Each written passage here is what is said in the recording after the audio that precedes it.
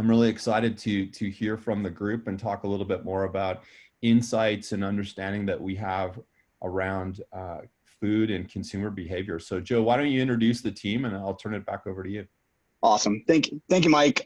As Mike mentioned, we're fortunate today to be joined by a great group of people for our panel. As mentioned, as part of iCrossing and Hearst, we work on a lot of great food brands, food and beverage brands. One of those brands happens to be Beam Suntory. So with us today is Aaron, who's the senior brand manager that we work with on that business. Joined with Aaron is Tess, the senior editor from Delish, and then Joey, who is the co-founder and CEO of Chicory. And as we think about the impact that COVID has had on all of us and in the industries, obviously food and bev is a key one, as we're all stuck with being at home and trying to figure out what the new normal looks like as we prepare meals for ourselves and our families. And so with that, I'm going to kind of open it up. And, obviously with the pandemic, there's been a lot of conversation related to the acceleration of just digital adoption, right? Whether that is meetings like this, we're working virtually, streaming services and e-commerce. And so my first question to the group is what of those adoptions, the digital adoptions, have really impacted food and bev? And I'd like to start with Tess from Delish. And Tess, get your perspective on, as a senior editor at Delish, what are some of the key trends that you've seen during COVID, how they impacted the food and bev space? Sure. So I think it'll come as a shock to no one, anyone who was on Instagram at the beginning of the pandemic, that there was this almost like frantic urgency around these stress relieving recipes, anything with kind of like a physicality to it, whether it was making bread, anything having to do with the sourdough starter kit. We saw so much influx and interest in bread and dough recipes toward the beginning of the pandemic. What's interesting to me is that has kind of died down, as that does require a lot of time and energy. But just kind of for reference, our bread and dough recipes drove almost 1 million users, which was a 538% increase year over year that would have been May. And then in June, that dropped down to about 700,000, which is still a 348% increase year over year. But significantly less than the month before. So I'll be curious to see what those July numbers bring in.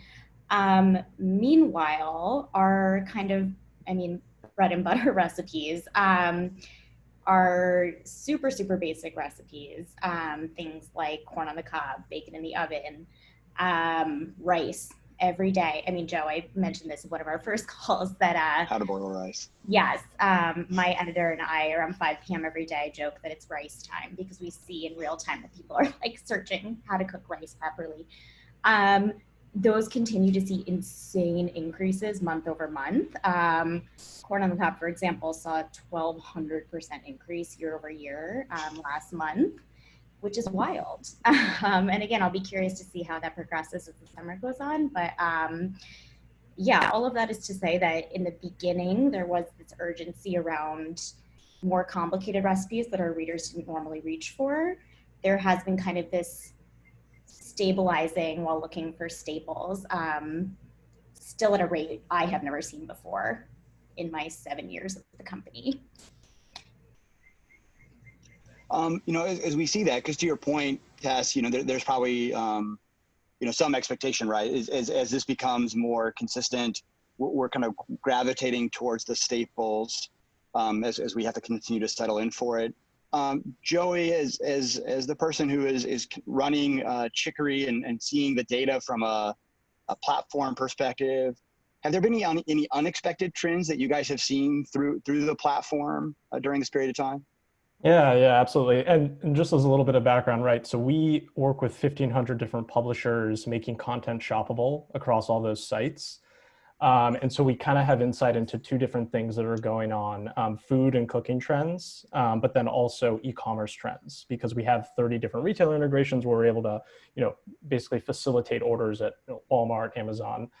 And so overall, kind of a lot of interesting stuff on both sides. I'd say some of the most interesting ones that we saw are kind of early on, and this is changing a little bit, actually decline in the usage of convenient cooking applications or appliances like Instant Pot, crock pots, and slow cookers. which we thought was really interesting, but kind of aligned to, we saw the same thing about bread and how to make bread, how to boil rice, and consumers kind of going back to the basics there.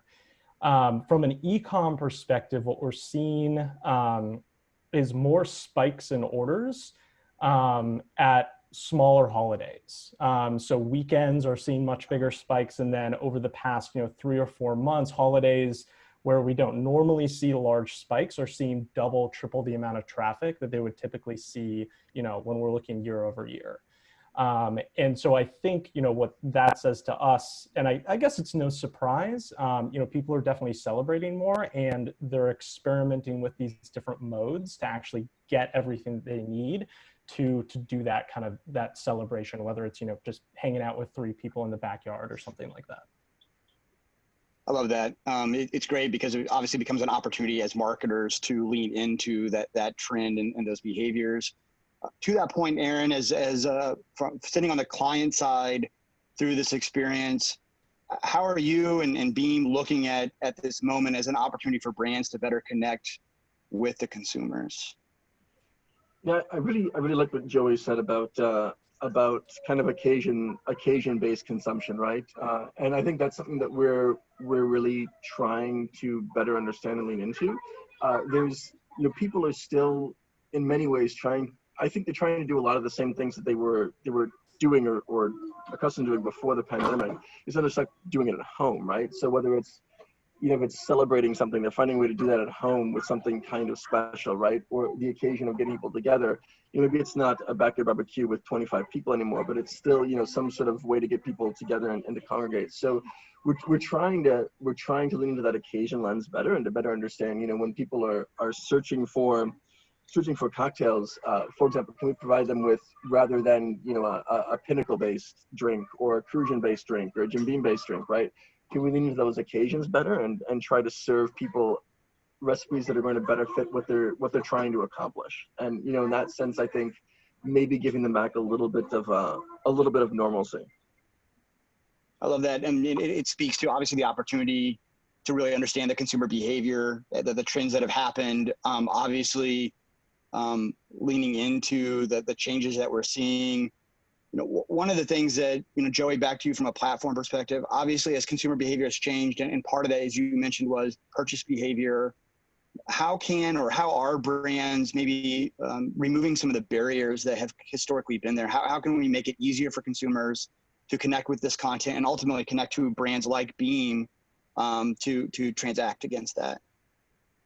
Yeah, so I think, part of what we're seeing is people utilizing what you'd call more traditional brand marketing touch points and other digital touch points to engage with those shoppers. So from our perspective, what's been really exciting through all of this, and a big trend coming out of it, and it was already happening a little bit, is the merging of 3 different kind of key budget buckets: shopper, e-commerce, and brand marketing. And so we kind of see the convergence of those being able to utilize, and have e-commerce KPIs, for example, in a typical brand marketing program, as positive ways where you can take a lot of the things that you are investing very heavily against anyways, and integrating, a solution like Chicory, which can, make that path to purchase pretty seamless, into that digital touch point, rather than keeping these things kind of siloed. I think that's one of the biggest trends coming out of this from a CPG marketing perspective, is we can't, have these silos anymore, because consumers have just gone so far in the other direction, and in terms of how they're thinking about creating their list and shopping. Yeah, I think that's some of the hope, right? Is that maybe what this does is forces us to break some of the silos. And you said it, between brand, e-commerce, and shopper, specific to this opportunity. Those have been groups that may have been overly siloed in the past. Aaron, coming back to you, as you guys think as an organization, as Beam works as a brand, is there some perspective on how this has changed the organization or brought parts of the businesses closer together potentially? I think we're working on that now. I remember just what Joey was saying, right? I was at a FASIC presentation a few years back, and it was a controversial slide at the time, but the guy was like, look, there is no difference between sales and marketing. Like, there is no difference. That you think about this wall, but it doesn't exist, right? The people are online, they're looking at content, they're on sites, and they want to buy that, right? If you guys aren't measuring, if you're not trying to attract those buyers when they're browsing your content, then you're doing it wrong. And I think it's, you know, baby steps. We've done simple things like adding in links to purchase instead of just product locators on sites, like very basic, right? But with the cocktail product, for example, we're adding just a path to purchase on that as well, so it's not just a recipe portal. I think it's a little bit harder for us because we aren't able to do direct to consumer, right? Like that's fundamentally illegal. It's the bedrock of the U.S. 3-2 system, right? And we're not seeking to change it, of course, but you know, how can we do everything that we can to make sure that our products are available to people and we can help them plan things, right? So that with Drizzly, maybe you have a very limited availability of what you can get in the next, you know, 30 minutes or 2 hours. But when you start thinking about helping people to plan a little bit longer, it makes it much easier for them to choose the right spirit, you know, cocktail, whatever, for their occasion. And it just multiplies those options as well. To that point, Tess, as Delish continues to think about this behavior, is there a sense of a new normal? Do we think that is the behavior change that we see short-lived, or is there a long tail to it, or does it create a new normal that persists beyond COVID for us?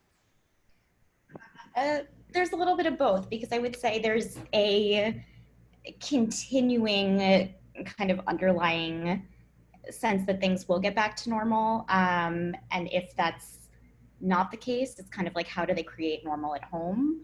Another thing we've seen a lot of influx in is copycat recipes, whether it's something as simple as like a Starbucks Frappuccino, a P.F. Chang's lettuce wrap, which is something that typically people don't have the ingredients for on hand, but they are willing to go out in a pandemic to get, so they can make that at home because they can't get it in person. We've seen a lot of that and have begun catering a lot of our food teams' time to creating recipes that are not necessarily, I mean, they are original to Delish and that we are the ones producing them, but they are modeled after things that people are craving and maybe can't get in these times. So I think that's pretty fascinating. I mean, another thing that kind of, I guess, makes me think that maybe people are settling into a new normal is that historically we've hosted a lot of these whale galleries on sites. And what I mean is like landing pages of like 50 plus recipes that maybe were just kind of like a miscellaneous dumping ground for things that didn't really belong elsewhere. But now have seen wild amounts of traffic over the past few months as people are looking to kind of exploit one ingredient to like its full extent. Like if they're going out to buy a rotisserie chicken, they're not buying that rotisserie chicken to eat in one night. Like they're trying to stretch that out over the course of a week. And they want to get creative with it. They want to do it in a cost-effective way. Yeah, I mean, I'm happy for them to sit there and click through like 86 roast chicken dinners on our website because they weren't doing that in the past. So yeah, I do get the sense that people are hopeful things will return to normal, but in the meantime, are kind of leaning into ways that they can bring normal to them. I love that. And that's what we're all seeking for, is right, what that new normal looks like. I think, I know we run out of time here soon, and maybe in close, what I'd love to, from the three of you, is what's the one thing that you've done from a food and bev perspective during COVID that was maybe new while we're stuck in quarantine that'll stay with you? I know we fall into the cliche at my house. My daughters got to baking bread, and you know, so I know it is the cliche, but it has really been a great experience for us as a family to come together around that. Aaron, what's happened there? I know I often see when we're on calls with you in your apartment, the family is nearby. What's maybe the one thing that you guys done during COVID as a food and bev perspective? We're mixing a lot more cocktails. It's actually now, I've got a 3-year-old daughter, and the ritual now is after bath time, we make a cocktail together. Non-alcoholic for her, of course, but I mean, it's something she enjoys doing. She gets to use Montessori skills, like juicing citrus and things. Love that. It's been kind of a nice ritual for her. Maybe, hopefully, we can keep doing that even once things get back to normal. That's awesome. How about you, Tess? My husband and I have been kind of knocking off like bucket list recipes. Oh, I like that idea. I like the way of Yeah, thinking about recipes as bucket list. That's great. yeah, things we've always wanted to try and just either used to say we didn't have time for, even though we totally did, and we just wanted to do other things, or again, things we've been craving here that, you know, are not quite yet open. We did Ina's 40 clove of garlic chicken the other night. That's awesome. Fantastic, highly recommend. We're just kind of like working our way through a list of recipes we pretended we didn't used to have time for. That's awesome. How about you, Joey? Yeah, honestly, it's a combination of both. You guys stole mine. We figured out how to make cocktails finally. So we're making Manhattans now, and different stuff like that, which has been awesome. We're not great, but we're getting better. And then same, I'm a pretty avid home cook, and I've had a lot of recipes that I've always wanted to make. So something that we finally ended up making was homemade mole from scratch, which takes like 6 hours. And I think I cried. That's amazing. I cried in the middle of it. I'm not joking. There's a moment, there's a breakdown. If you want to write about that for me, I would happily. Yeah, I will you're going to have to gladly share that with us for sure. crying over mole. But yeah, it's definitely allowed a lot of time for experimentation, which has been really, really fun. And I hope that continues. And working from home, honestly, has been a big part of that. Like you can get something started in the middle of the day and take a rest, make something that requires cooking for 7 hours, right? Like you can do that now. That's awesome. Hey, Joe, it's really inspiring. Before we, yes. Yeah, go ahead. Just sorry to interrupt. Just before we say goodbye to our fantastic panelists, one thing that Joe and I were talking about the other day was, looking forward into the second half of the year and, how people have responded to COVID, the new normal, but like, what are some things that are on our minds or are going to be on consumer minds? And just while we have you guys, I thought, really interesting sort of thinking ahead towards holiday, thinking ahead towards Thanksgiving, maybe specifically, obviously a time where we as Americans, travel across the country and it's all about bringing your big groups of family together in one place and sitting around a table. And it doesn't feel like maybe that's going to be able to happen in the way that we typically would. Anything that you guys are starting to see in terms of trends or people thinking about holiday or anything that you would share, as you guys all start to think and consumers are starting to get into that kind of time frame that might, what are you guys thinking about? What do you think is going to happen around Thanksgiving this year? So I can jump in real quick. I think so I don't have any insight into holiday specific yet. What we've seen so far with other major holidays throughout this, which has been super interesting, is alternative cooking methods. So people not just making something smaller, but figuring out a different way to make it. Like for example, instead of, over July 4th, what we saw is spikes in terms of how to cook indoors and boil corn or bake ribs or something like that, because you don't have the normal kind of festivity around having a backyard with 20 people, like someone said earlier. So I think we're going to see similar things like that. I'm not sure exactly how that applies to something like baking, which we all know I think will be very big in Q4, but we're keeping our eyes on not just what they're making, but how are people thinking about doing that and what's the occasion change around that, which I think will be super cool. I totally agree.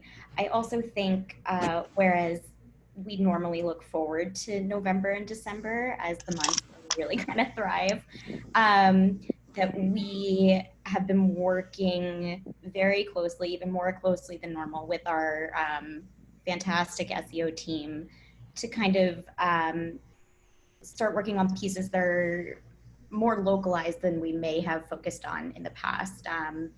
Alcohol delivery services near me? What are the open container laws near me? Just things that are based on wherever it is you are going to be, rather than things you can do while you're traveling or whatever it may be. So I don't know that I think we're a little more apprehensive than normal going into those months, but I do think that we will be able to kind of tick buckets that we haven't in the past, and still kind of focus on really service forward content that may make up for what we would see in any kind of recipe drop or anything like that.